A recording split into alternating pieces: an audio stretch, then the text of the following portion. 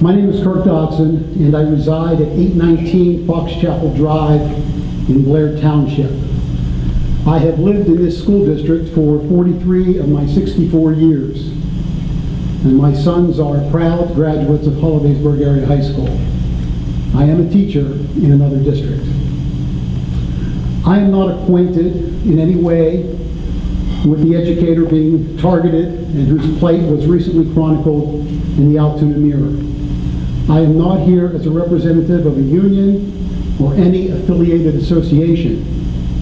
And while what's happening here and in other school districts across the country should be of grave concern to all of us in the teaching profession, I am here mainly because a fellow human being is being targeted by a certain group of people who believe her to be different and therefore somehow perceive that perceived difference is dangerous to them and their children.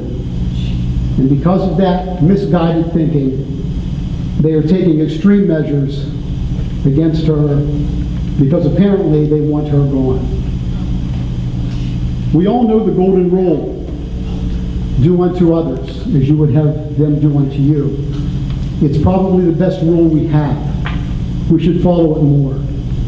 All of us in here are different in some way. Short, bald, tall, full head of hair, Jew, Christian, Muslim, atheist, trans, gay, straight, black, white. Why can't we be accepting of others? Why can't we, as St. Francis of Assisi said, seek first to understand and then to be understood? What are we all afraid of?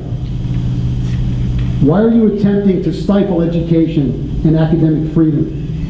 Instead of banning books, it might be advisable to first try reading a few.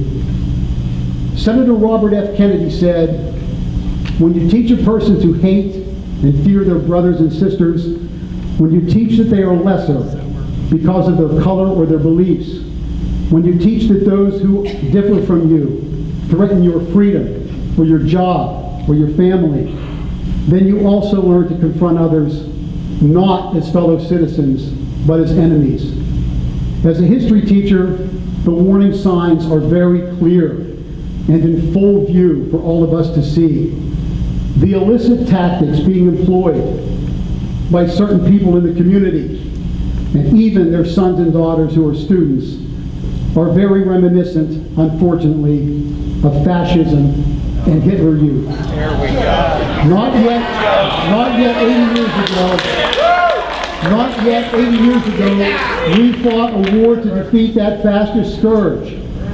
And 420,000 Americans gave their lives in that fight. And now, are we really willing to embrace that far-right authoritarian ideology?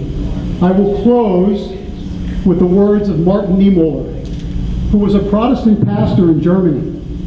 At first, Pastor Niemöller's sermons reflected his strong national sentiments. He felt that foreign influence had damaged German society and that there was an overemphasis on the individual.